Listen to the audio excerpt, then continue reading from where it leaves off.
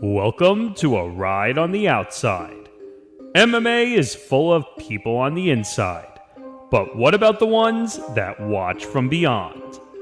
Welcome to the MMA Outsiders with Tom Albano and Zain Bando on the Empty the Bench Podcast Network.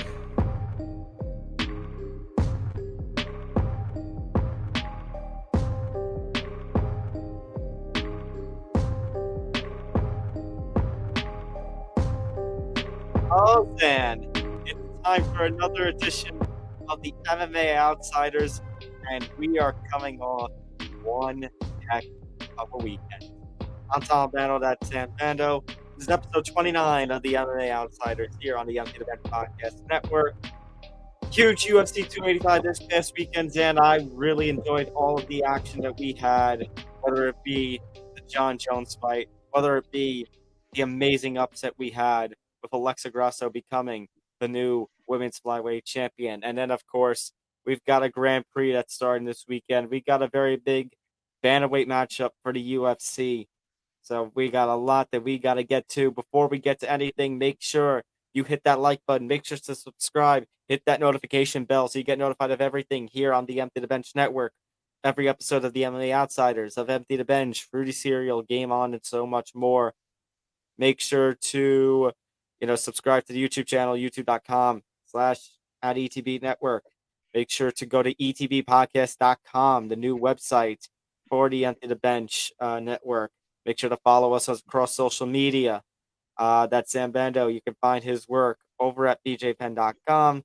I'm Tom Albano. You can find my work over at Fansided MMA. All right, Sam, let's just jump right into it. We had a very crazy card this past weekend, Sam. I think I said it in the moment of mayhem at the very end. I said that I think this card, UFC 285, will be in contention, Sam, at the end of the year for UFC card of the year. And it all capped off with the return of one Jon Jones. And Zan, I mean, he looked like he didn't lose a step. In just 2 minutes, he submits Ciryl Gane. First fight in 3 years, and he is the UFC heavyweight champion. He becomes just the 8th fighter in UFC history to win championships in 2 different weight divisions. The third to do it at heavyweight and light heavyweight. You had Randy Couture, you had Daniel Cormier, who was the simultaneous champ, and now Jon Jones joins this illustrious group. Zan, what were your thoughts on the fight? Were you shocked, just like I was, that he was able to submit Ciryl Gane so quickly? I was personally not shocked. I knew that Jones would win the fight. I just didn't know how quickly he would dispatch of Ciryl Gane. I'd say so. I'm mixed. I'd say I was shocked and not shocked. Shocked in the way he won the fight, but not shocked that he won the fight. If that makes sense. Yeah, I mean, I thought Jon Jones was going to win this fight too. I had said that, once Francis Ngannou was subbed out after obviously he left the promotion and Ciryl Gane was placed in, I said this was a better matchup for Jones. I said that this was a kind of a mirror fight with how the two are body wise. Now I did get a little concerned earlier this week, but I saw Jon Jones's body, how it looked more, around the tummy, it looked a little more fat than it did muscle. But I mean, this is still the Jon Jones that we know from years ago, where he basically wiped the floor with everybody. Now, granted, his second stint as the light heavyweight champion was not good, and that was a little bit of a cause for concern in this fight. But I mean, after he took the first strike of the fight, which was a kick to the balls, and we had to stop for that. After that, he took Gane down, and he managed to get Zan a guillotine choke while Ciryl Gane was sitting up. Yeah, it's something that you only ever see very rarely in MMA, and it reminded me of when Jones beat Machida, except he was in slightly a different position.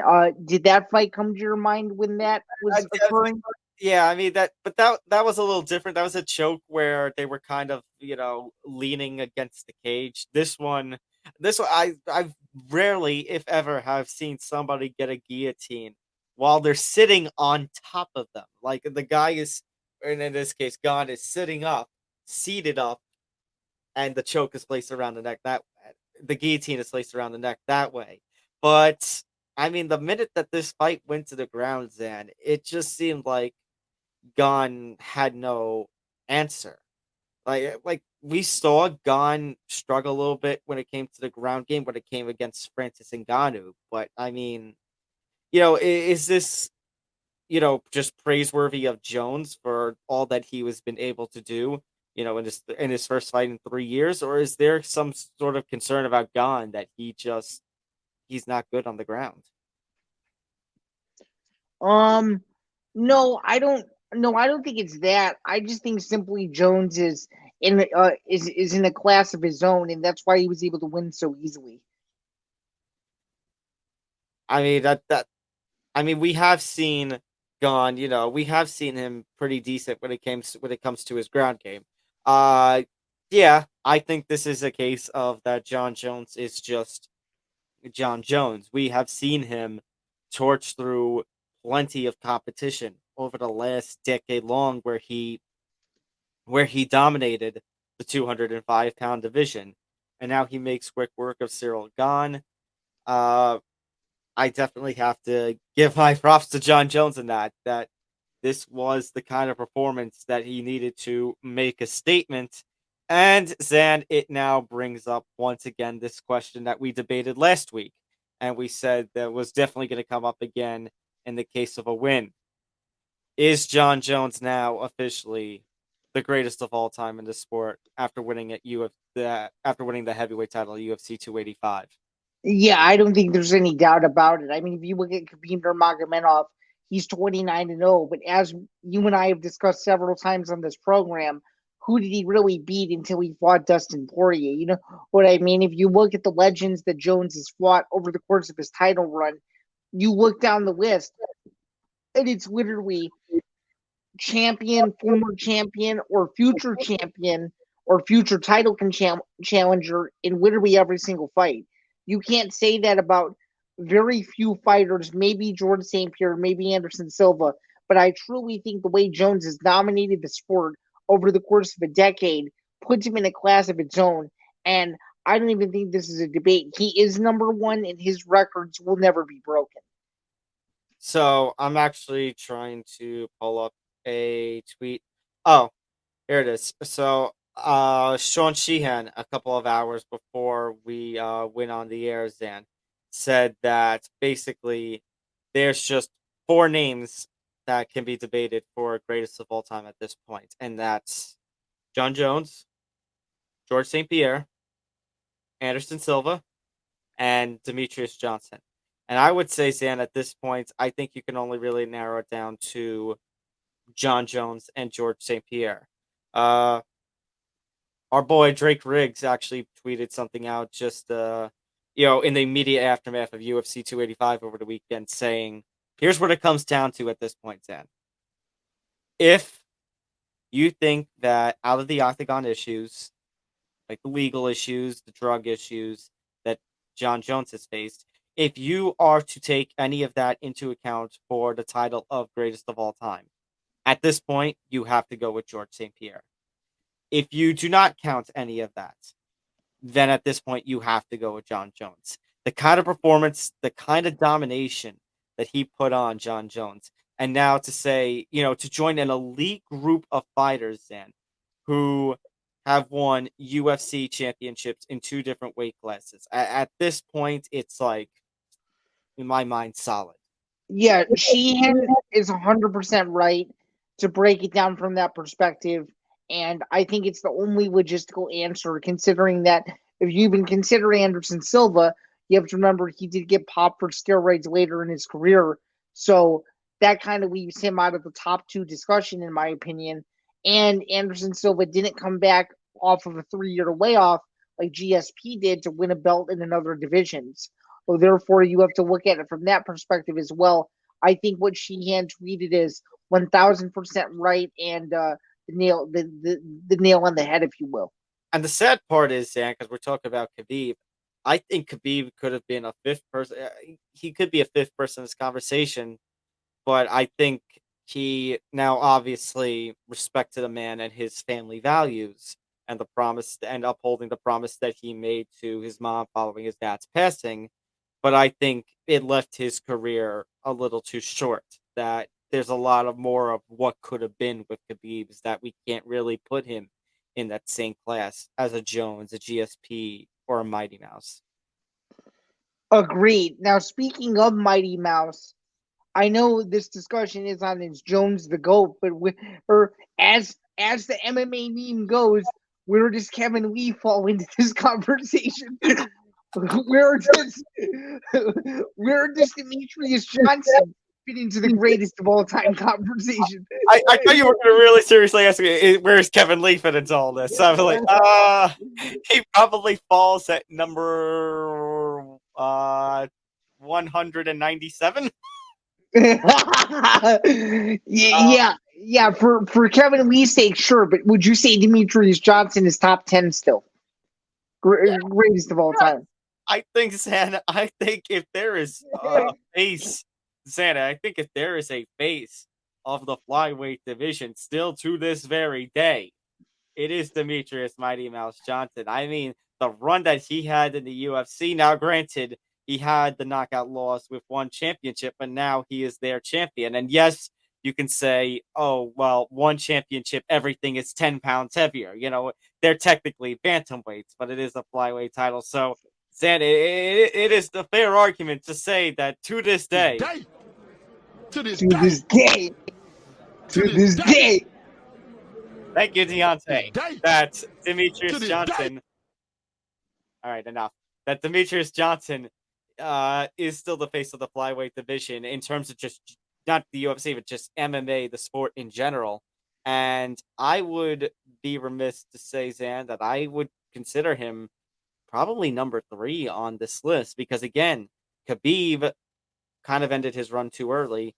And Anderson Silva, not just the fact that Anderson Silva got popped for steroids, because obviously Jon Jones had his drug issues too.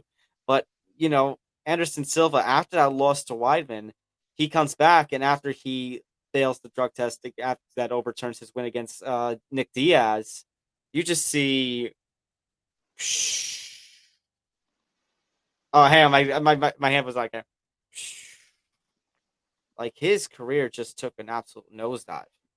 For sure. Okay, so I have to ask you this question because now I think we've established that Jones is the GOAT and we both agree. There's a guy out there, Tom, you may have heard of him.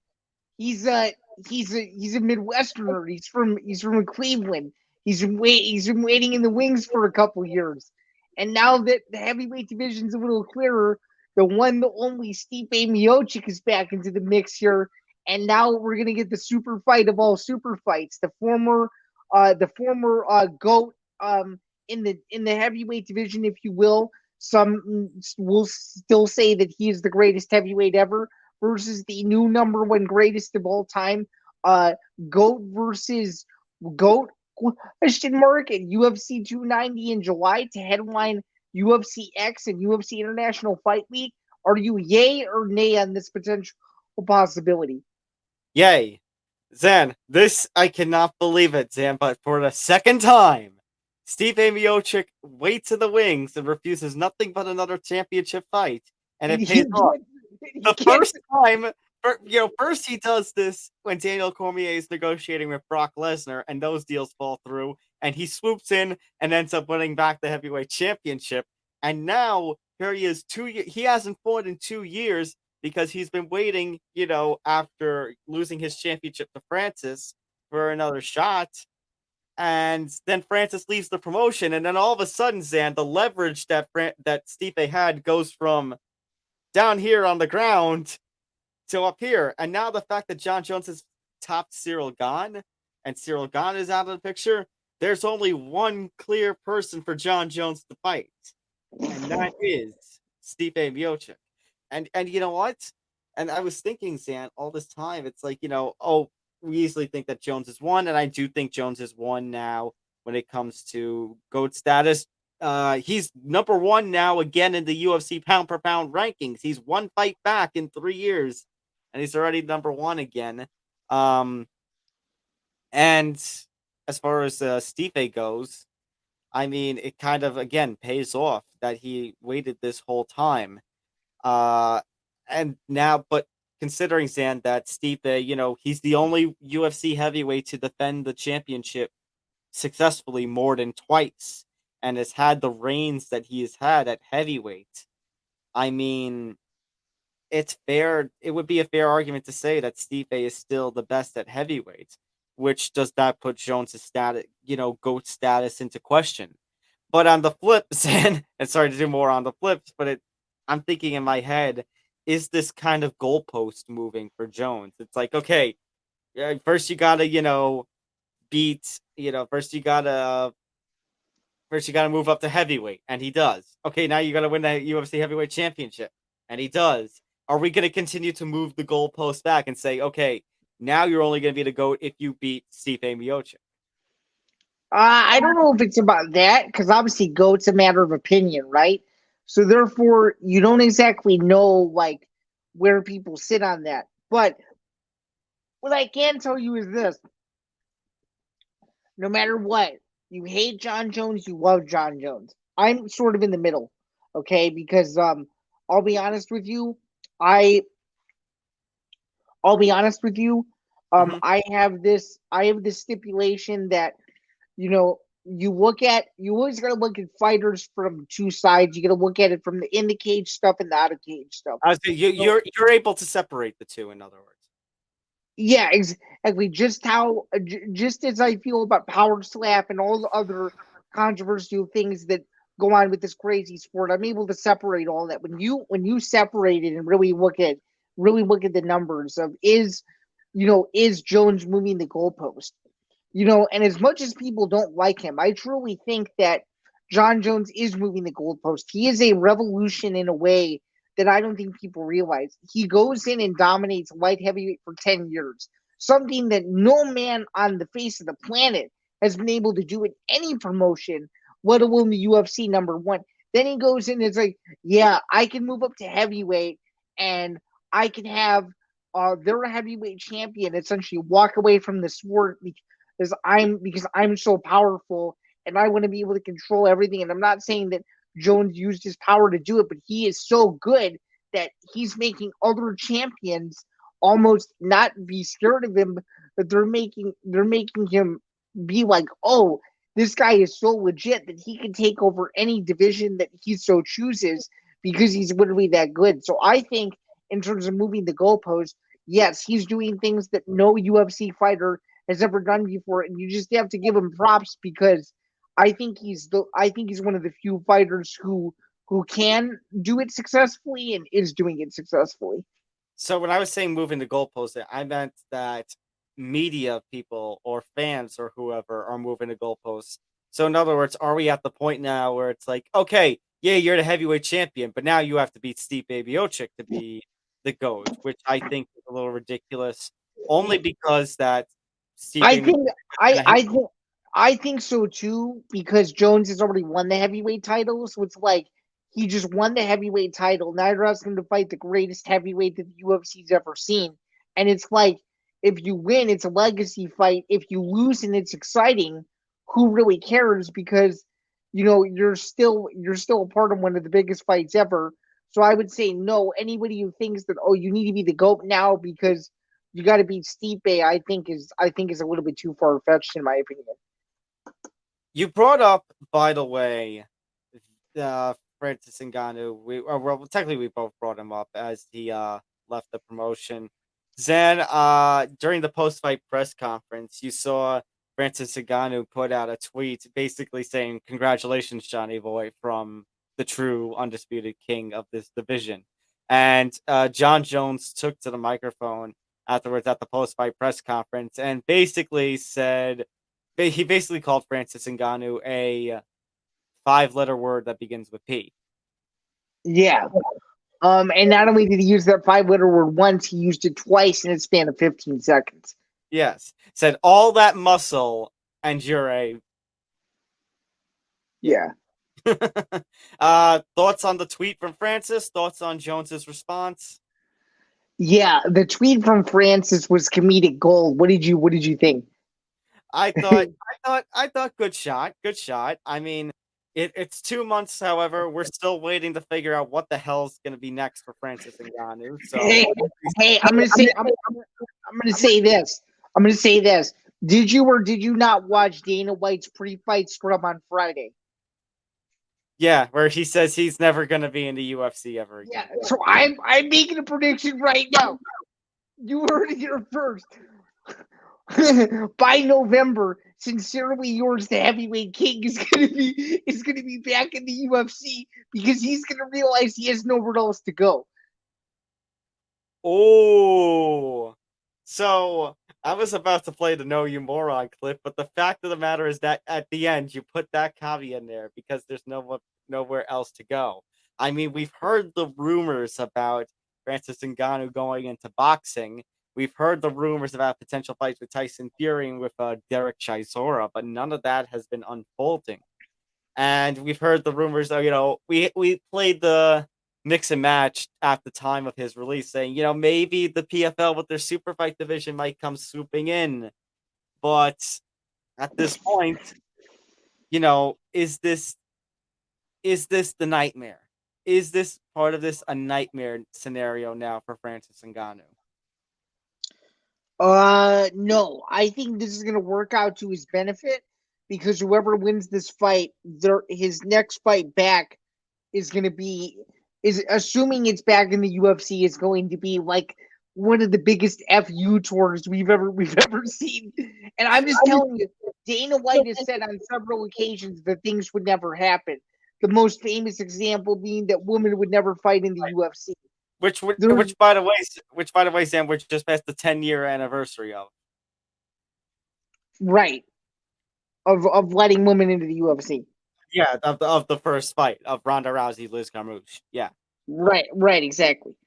So if Dana White says no, there's a good chance it's probably happening. because when was the last time that Dana White said no, something wasn't going to happen? And it happened within like 5 months later. It happens almost every 2 weeks. I was gonna the only promise. Well, I don't even know what to say much promise of never being in the UFC, but Fedor. I'd say the only missing the boat kind of circumstance that I can think of is Fedor. Right. And that's the only fighter they've ever been able to sign. Exactly. Which is pretty crazy. Right. But I will say this though, for Ciryl Gane, his stock went way up, and I think it made him even a bigger superstar because he was in that fight, in my opinion. Well, hopefully he's gonna need some form of win in his next fight, and hopefully we find out more information on that fight sooner or later.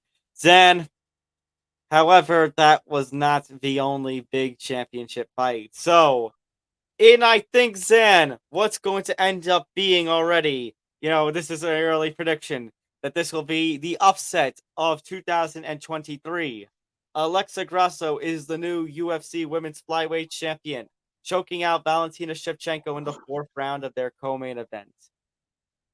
Yeah, this was a shocking upset, which leads me to pull up something that I saw after the fact that made my mind boggling. I'm going to tell you what it is in a second. This was related to it. Did you hear about the fan who won a parlay $1 to win $470,000, and No. it included Alexa Grasso to win by submission? Oh my God! How about that? And he turned it down to 470,000.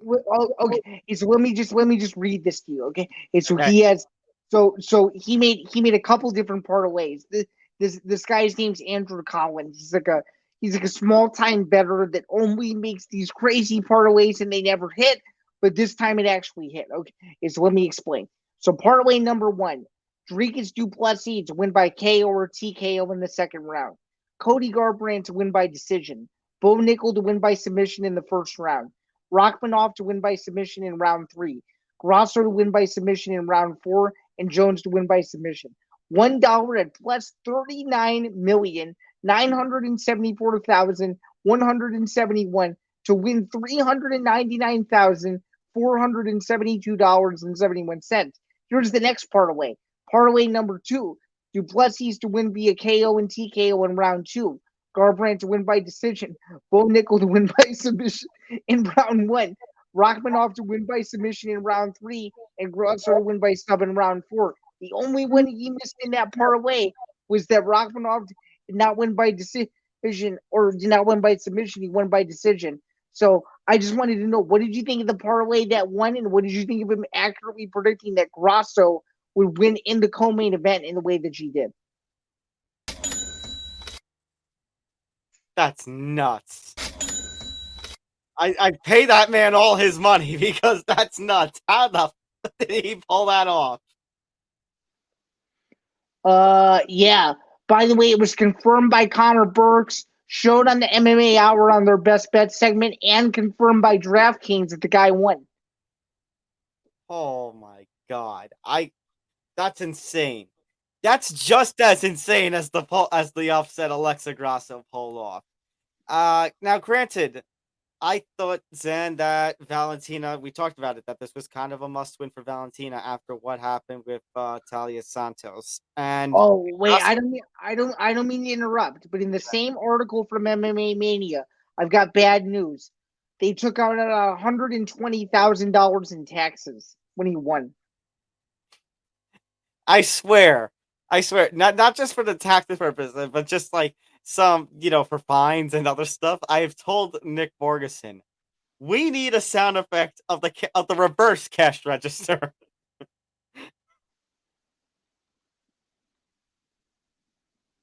Because that's just. Yeah, I agree. By the way, as of March 5th, which was 2 days ago, this could be totally different now. He has $349,000 to play with. Just so you know. How many $1,000 to play with? 349,000. I mean, that's not bad, but still, that's not bad. Yeah, you can pay for a couple Super Bowl tickets with that. I mean, that's not bad. I would have rather $1 million. Who knows? Maybe next week Andrew Collins will hit one for $1 million. We don't know. Oh, I got to give myself the buzzer on that one. Like, yeah, that's a bad. Here I am. I dream I could have $300,000. Yeah, me too. I think a lot of people in our positions as freelancers do dream that we could have that kind of money, but unfortunately we don't. But I will say this though. This guy's Twitter account is blown up overnight. The tweet that he'd sent out that he won got 150,000 impressions. Credit to that individual. Let's talk about, yeah. And he's followed by MMA Gone Wild and Unbitter, two pretty legendary follows in a couple days. Solid. Yeah, definitely made a name in the MMA community already. That's for sure. But I just had to relate it to Grasso because when I saw obviously that we were going to talk about, I'm like, oh, I can mention that guy because he won all the money. Yeah. As far as this fight goes, Zain, I mean, Grasso had a scare in the first round. Like I thought that it's like, oh, well, Valentina's already down. But then Valentina started to work her way back in. And at round 3, I'm like, okay, maybe this is just going to be, one of those fights where Valentina just takes it to decision, but it's still a clear-cut win. And then Grasso, scares her a couple more times, scares her with a choke towards the end of the third, and then just completely, Zain. I mean, it wasn't even a choke. It was more of a crank. But, I mean, did you see, Zain, the fact that Grasso had her arm locked on Valentina for so long that you could see the mark completely on her face? She looked like, as Rogan said, Valentina looked like she was sunburnt on her cheek. I'm going to be totally 100% honest with you. I fell asleep for half a second Okay, I'm not even kidding. I fell I fell asleep for half a second, only to realize that she had one arm in. I'm like, oh my god, she's gonna win! And then of course she taps, and I literally think I woke my dad up because I was in such disbelief. I'm like, wait, she won! I couldn't believe it. It was a very weird submission iteration, if you will. Very, very bizarre. A couple of people were saying that it looked like Valentina wasn't sure what to do. That because I thought she had tapped like a couple of seconds earlier. True. But as far as the fight goes, I mean, credit to Alexa Grasso, completely shaking the world by storm. Um, First UFC women's champion of Hispanic heritage. Zain, we now have 2 world champions and an interim champion of Mexican heritage here in the UFC. Yeah, it's pretty unbelievable, is it not? And it'll set up for a colossal rematch, hopefully in Mexico City later this year, in my opinion. Yeah, I mean, with the amount, well, that was going to be my next question, Zan. I mean, with the amounts, the fact that we've got Grasso as a champion now, we've got Moreno, who's the flyweight champion. You've got Yair Rodriguez, the interim champion. I mean, the UFC has to be looking at Mexico City again for another card. Oh, 100%. Um, Dana White even said that it was a great idea.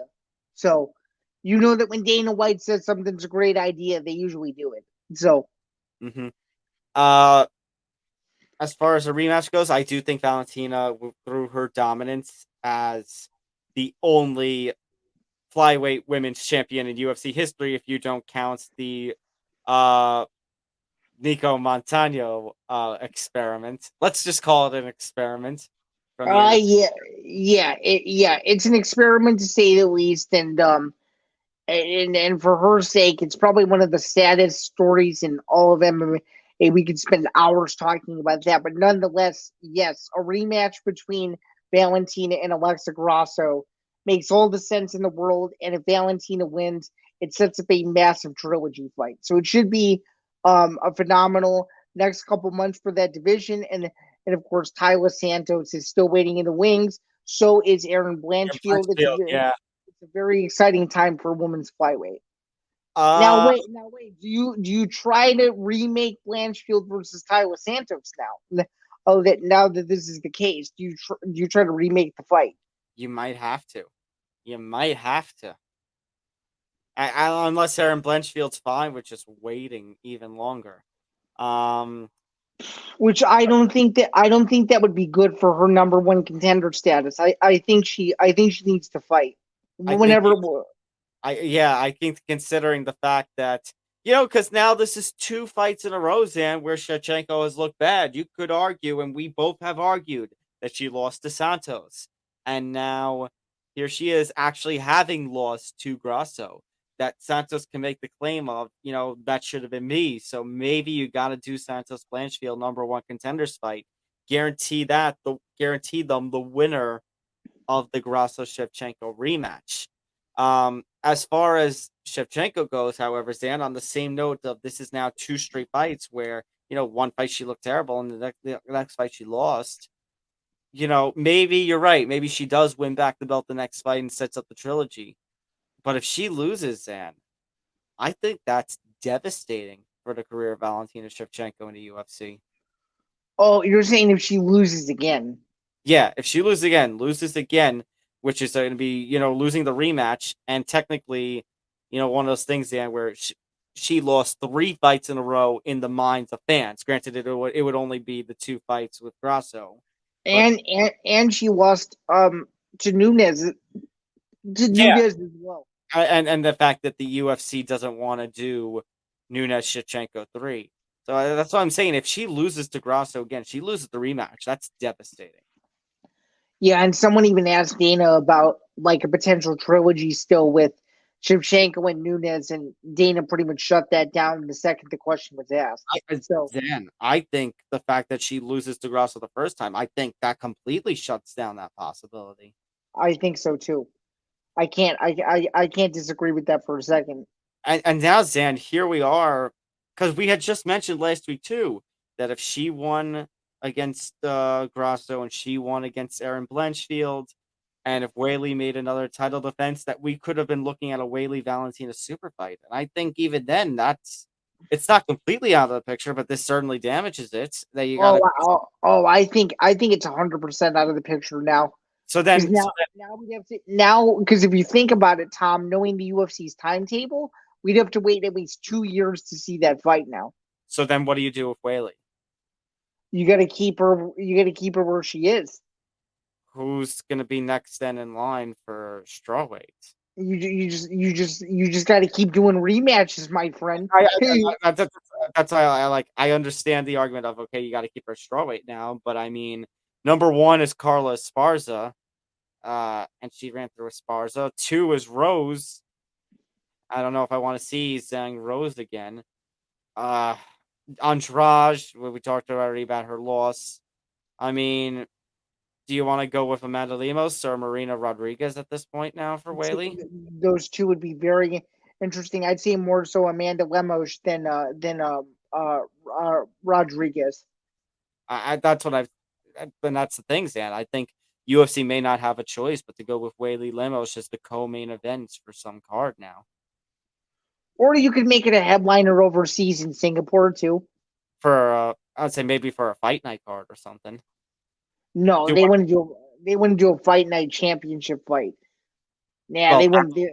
Whaley won her first title on a fight night championship fight. Oh, I know. That was a long time ago. That was back when Fight Pass was actually airing UFCs to the whole world. If you could believe that. All right, but shout out to Alexa Grasso, unbelievable upset. Absolutely. Let's talk a little bit more about the rest of UFC 285, Zan. Shavkat Rakhmonov remains undefeated, and he wins against his biggest test, Zan, and Jeff Neal, pulling off quite the submission in the literal last minute of the fight in the 3rd round. Yeah, very impressive win. And my apologies for missaying his parlay. He actually won.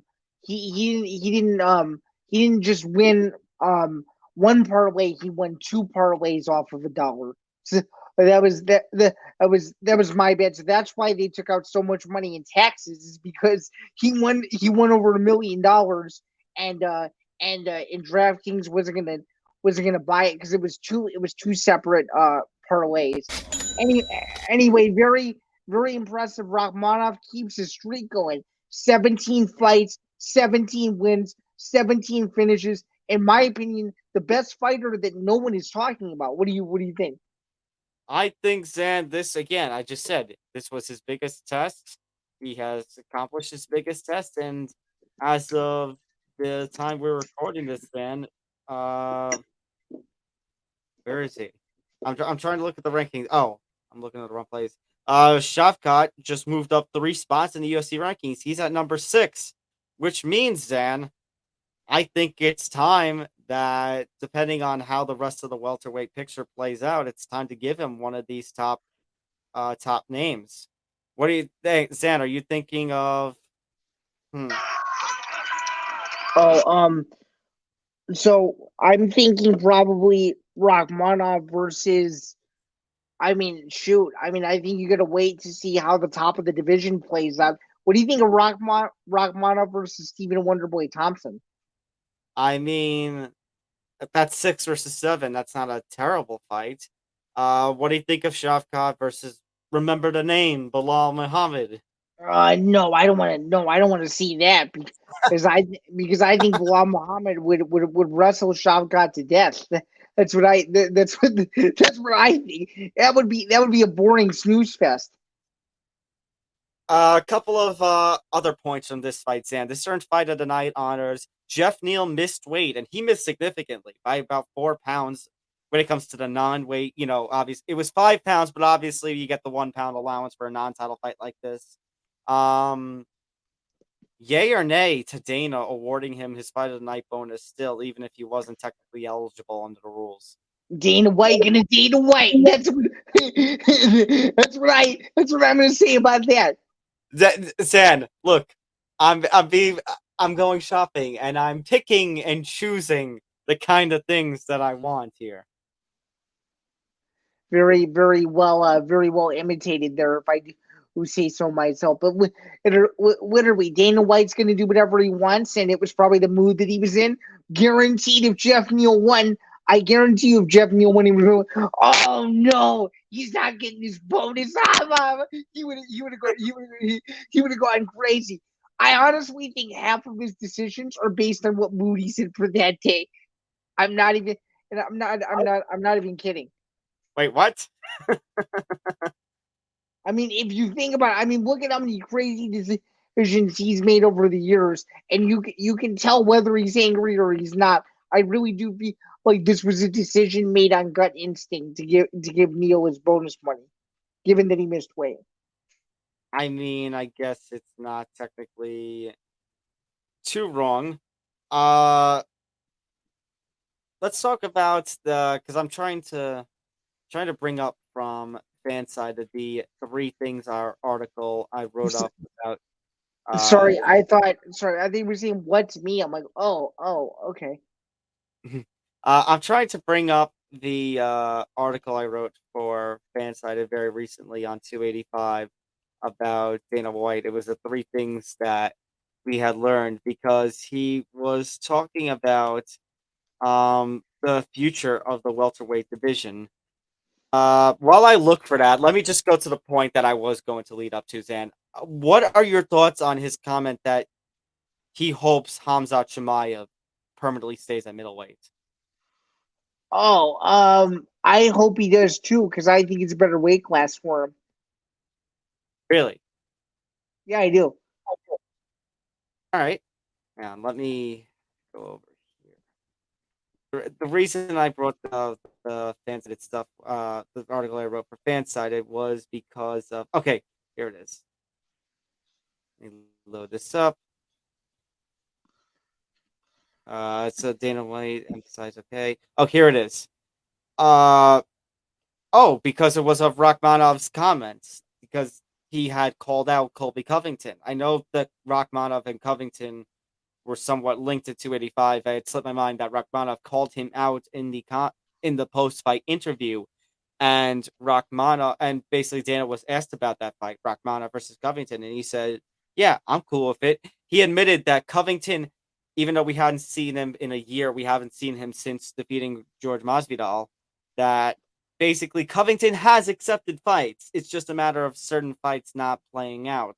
And I guess part of that is Chimaev, his desire for Chimaev to move up to middleweight, even though, Zan, if Kamaru Usman wins the belt back, the freshest matchup at 170 would be Usman versus Chimaev, unless you're going to give the title shot, unless you would give, number one contender status if Usman beats Edwards in a couple weeks, then to Bilal Muhammad. Exactly. So my question would be then, for Jeff Neal, like, where do you think this loss puts him, in your opinion? Zan, what am I doing? I am opening and closing the gate. Yeah. I think he is a gatekeeper at this point. You think so? I think unless he can win a couple of fights, he is a gatekeeper. Do you think he's a worse gatekeeper than Derek Brunson? No, because I think Derek Brunson and Jeff Neal, are at two different points of their career. I think Jeff Neal, he's not going to be done for quite some time. So let's hold off on that conversation. I just think, Zan, right now the next idea is, because Jeff Neal's still technically number 8 in the rankings, but I totally see UFC next throwing him to somebody like Sean Brady or to Jack Della Maddalena or Michelle Pereira, just to, do that whole thing, Zan, where you take out one older dog in, to put over the young blood or the next up and comer. I could see that. So that's just my thoughts on Neal. Matus Gamrot edged out Jalen Turner. I think, Zan, of the 5 main card fights, this was probably the weakest. Yeah, a rough decision, but good win for Gamrot. Beat a guy on a similar skill level and a big bounce back win, although it was boring. Yeah, it wasn't the most exciting fight. Uh, which is Gamrot. As of this point now, Zan is ranked number 7 at lightweight. So that puts him just out of the reach of Fiziev, who's ranked 6, and Chandler, who's ranked 5. So I think, Zan, that that Gaethje Fiziev fight is going to be worth watching in terms of what could be next for Gamrot. Agreed. I think he'd rather want to see Fiziev win than Gaethje because of the better stylistic matchup that it would be. I could totally agree with that. I'm totally on your side on that one.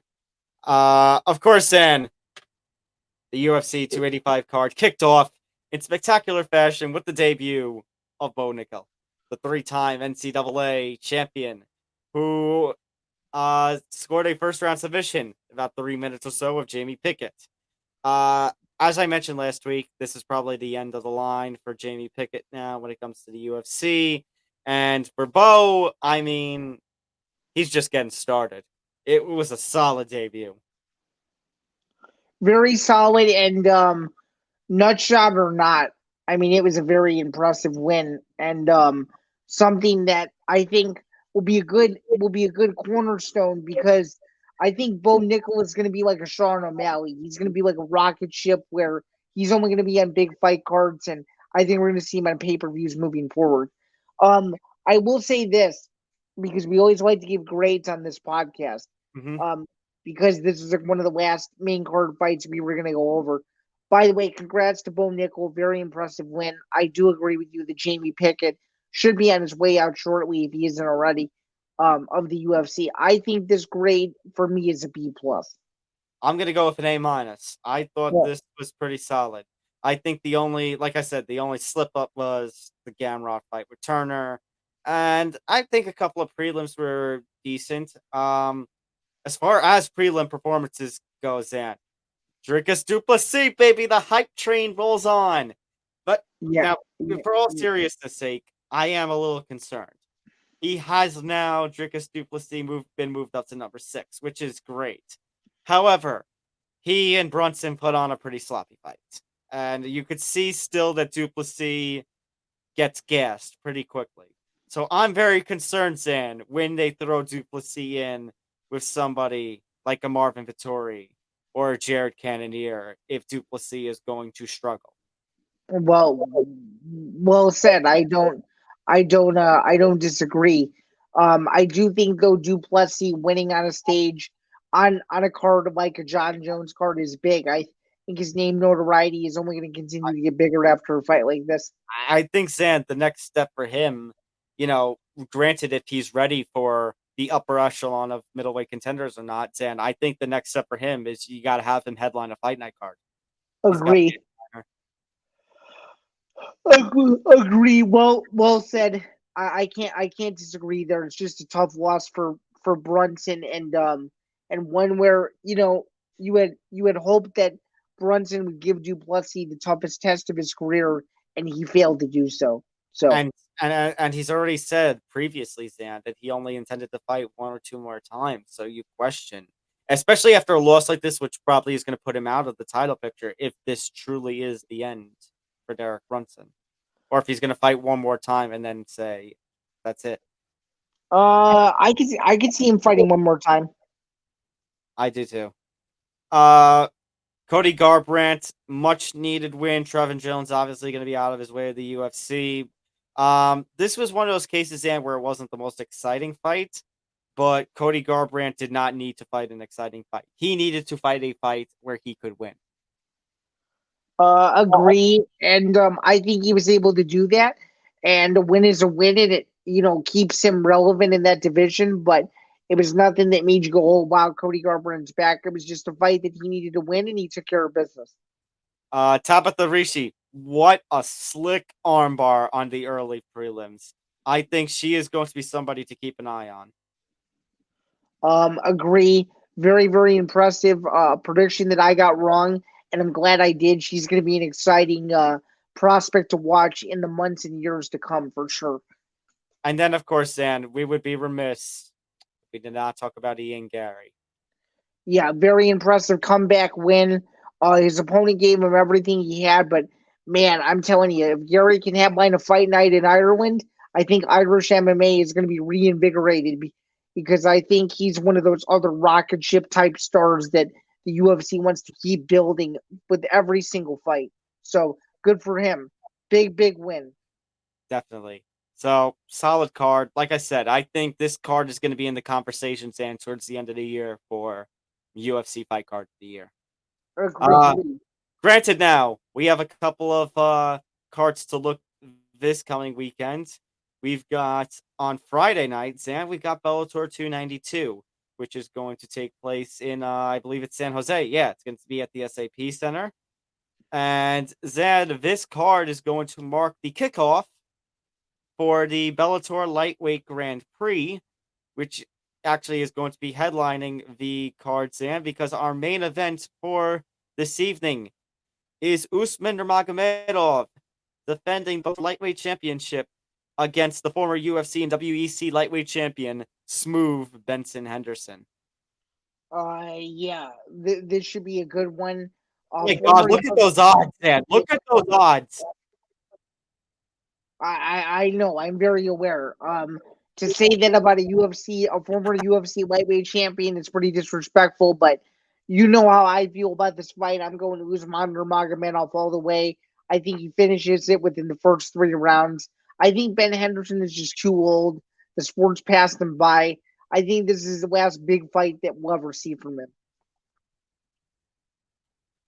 I mean, Zan, it sounds absolutely disrespectful to say, but I'm on the same page as you.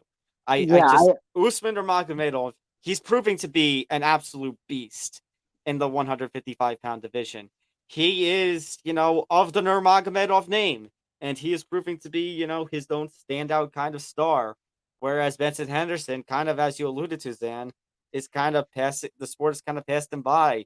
Any of the big fights he has now, it's either, lackluster in terms of the decision wins, or he gets, completely dominated, or in the case of the Chandler fight from 2020, completely gets knocked out. So, yeah, I'm going to actually agree with you, Zan. I am going to say Usman Nurmagomedov, he gets it done. And then I want to have a look actually at the little fight history right now with Usman Nurmagomedov. Decision, first round. Okay, you know what, Zan? I'm going to be a little bold this week. I think Usman Nurmagomedov not only defeats Benson Henderson, I'm going to go with a first round sub. Okay, I could see it. Of course, that's not the only lightweight Grand Prix fight we've got on this card, Zan. In the co-main event, we've got Tafik Musayev taking on Alexander Shabili. Shavli. In the other fight. And this one actually a lot more even. We've got one plus 115 and a minus 145. Of course, Alexander on a big win streak. Tafik coming off, he is also on winning ways, although he does have the one loss on his record, which came in Ryzen, not in Bellator. So this is actually his second fight, Tafik, in Bellator. He knocked out Sydney Outlaw in just 27 seconds. But very Tafik impressive is win. more of a Ryzen. Yeah, that's true. And then Alex Shelby winning straight against Alfie Davis, Bobby King, and technically a former lightweight champion in Brent Primus. True, very true. I think Shabili in the 3rd round by TKO. What do you think? Yeah, I can't go against the win streak that Shabili's on, so I'm gonna go with him. I don't know if I'm gonna go with a 3rd round finish. I'm just gonna go with a decision. I'm gonna play it safe, but I think Shabili gets the win in this one. Okay, I think the win streak is gonna play a factor in the Shabili fight, and we'll see who can finish who first. But I think for sure that fight's not going the distance. A couple of other main card fights we got to look out for this card, Zan. We got Valentin Moldavsky taking on Linton Vassell, and now, Zan, that Ryan Bader defeated Fedor to retain the heavyweight championship, and we saw I think it was Steve Murray eat the L at that same card. This fight, Zan, all of a sudden, for better or for worse, and we kind of hinted at it. We kind of hinted at these two, Zan. We were talking about the Bellator heavyweight picture. All of a sudden, this is a contenders fight, basically. Yeah, I've got Moldavsky. I think he wants another crack at Bader, and I think he's gonna get it. I'm gonna go with Moldavsky. I don't think he finishes Vassell, though. I think this is unfortunately one of those heavyweight fights that goes to the boring decision. Unfortunately, I think the same way as you, and I think it'll be the worst fight on the card. And to think, Zan, the card is going to open with the highlight reel himself, Michael Venom Page, taking on Goiti Yamauchi. And this is not a can that Michael Page is facing. This is actually a pretty legitimate fight here. Yeah, I actually think that Venom Page gets beat. This is my upset pick this week. Ooh. There you go. And I think, Zan, that's a real possibility. I mean, a guy 5.5 years younger and such. As long as Goiti Yamauchi can make the welterweight limit, yeah, I think I'm gonna go with. Yeah, I think he's gonna. I think Venom Page is gonna overlook him. That's what I think. You know what? I'll go off of your confidence. I'll go upset city with you. I'm gonna go Goiti Yamauchi over Michael Venom Page. So that, of course, is the Bellator card. As far as the UFC card this weekend goes, a couple of big fights to talk about. Well, you got a main event and a co-main event that are pretty much worth watching. But Zan, the main event this weekend, oh baby, you've got Petr Yan, the former UFC bantamweight champion, taking on Merab Dvalishvili, the teammate to Jan's old rival, the man who took the belt from Jan, Aljamain Sterling, who, by the way, it looks like that fight between Sterling and Cejudo becoming more and more official as the as the days go on. But as far as this fight goes, Zan, I mean, Petr Yan, Merab Dvalishvili, this is, if you like grappling, if you like the kind of matchup that is presented with the style of Petr Yan and Merab, ooh boy, you're gonna have fun. Oh yeah, I think Petr Yan gets it done. I just think championship experience is going to play a factor, but no doubt about it, Merab Dvalishvili, biggest fight of his career. There's no way that this fight isn't boring. Two very high level, technically skilled fighters with a lot of similar attributes. It should be a great fight. But I got Yan. He's in desperate need of a win, and he's gonna get it. He's in desperate need of a win. You're for sure. Considering that he's lost 3 of his last 5. However, Zan, for some reason, I think that momentum is going to hurt him, and I've got a feeling, Zan, I'm going to be on the Merab train. I'm going to go for the upset here. That Merab defeats Petr Yan this weekend. And I think, Zan, well, let me ask you, if Merab defeats Petr Yan, is that best or worst case scenario for UFC at this point? I should say best or worst case. Do you think UFC is hoping for one of these two, a particular one of these two, to win? I think so. They want to try to avoid Merab versus Aljamain as much as they can. They don't have to worry about that. Those two are never going to fight. Well, no, but you might get into a situation where the welterweight division excuse me, the bantamweight division is going to get cleaned out so much that those may be the only 2 guys left. So therefore, they're giving him Yan to maybe kind of feed into that a little bit and say, okay, if Yan wins, we'll never have to worry about this again. Fair point. Pretty fair point, and you gotta hope on that part for the UFC. Interesting co-main event. You've got a battle of the Alexanders at heavyweight. Very bizarre. Do you have a particular fight on this one? Do you think Volkov gets it done, or do you think Romanov is going to? Obviously, he lost his last fight. Is he going to get back on his winning ways and show he's still coming up in this division? No, I think Volkov is going to get a submission like he usually does, and I think he's going to win in the second round. Yeah, I'm going to go with the Drago finish as well. I agree with you. Yeah, I mean he's got 45 fights, Tom. He's He's going into his 46th fight. There's no way that experience doesn't play a factor in this fight because it surely does. It has to. One last question for me, Zan. Okay. March 11th, Saturday, also marks the finale for Power Slap, which is no longer on pay-per-view, by the way. It has been moved to Rumble. Will you watch? So for those who don't know, the Power Slap finale is on Saturday. It is after the UFC event is over, and it'll be on Rumble. There's 11 fights. There's the prelims. There's the main card. I'm a bit of a sicko, and I will watch it because I am curious to see what actually happens and how it looks on TV. I know Mr. Tom over here is not going to watch it. I haven't watched one episode, and I'm not going to watch this. But yeah, I will watch the Power Slap finale. I want to see how the likes of John Davis and others perform. See if they actually do what they say they're going to do. And it should be very interesting. By the way, that is the stuff in MMA this weekend is not the big. It's not even close to being the biggest sporting event this weekend as it is. But if you want to watch some Power Slap, that is available. And just so you guys know, it is free on Rumble. You do not have to pay for it. It is no longer a pay-per-view. I have a conspiracy theory about that. I think the UFC tried to go to TBS and say, "Hey, we want this on pay-per-view." TBS probably said, "No, we're not going to air it."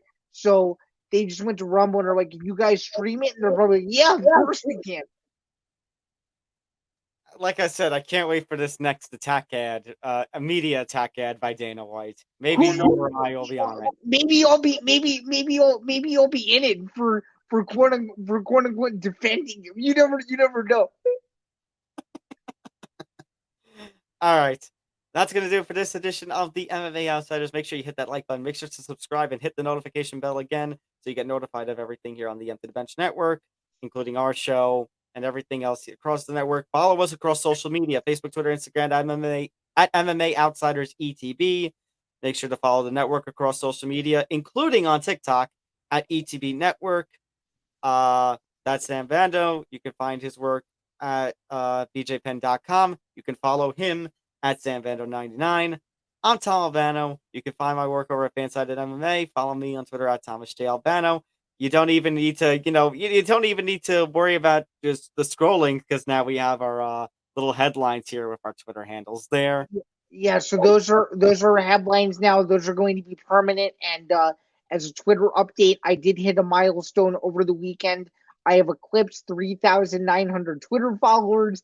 I don't even know how that happens. We're less than 100 away from hitting the inevitable 4K, which means the road to 10K continues. So I'm very excited about that, and I'm very excited about all the stuff that I may or may not have coming up. It's in the works that I can't really talk about. But I will say though, thank you guys again for watching the show and supporting the show. We really appreciate it. We are doing everything we can to get Empty the Bench Network up to 1,000 subscribers. So every single like, every single retweet, every single comment, every single winner actually does help to get Empty the Bench Network to the next level with where we want to go. So thanks again for tuning in. We will have a banger episode next week where it will cover everything that is UFC 286, which of course is headlined by some massive fights. Of course, at the top of the bill, we have Leon Edwards taking on Kamaru Usman in the inevitable third fight on London soil with a special afternoon start time. We'll get into all of that and a ton more, and of course a recap of Bellator and UFC Vegas that's coming up this weekend. Again, that is Friday and Saturday. Thanks again for tuning into the show, and of course, before we get out of here, we want to leave you with one final message, as we always do every single week. Be Joe Piper. Be Joe Piper. For Sam Bando, on Tom Albano. We'll see you next week. Take care, everyone. Take care.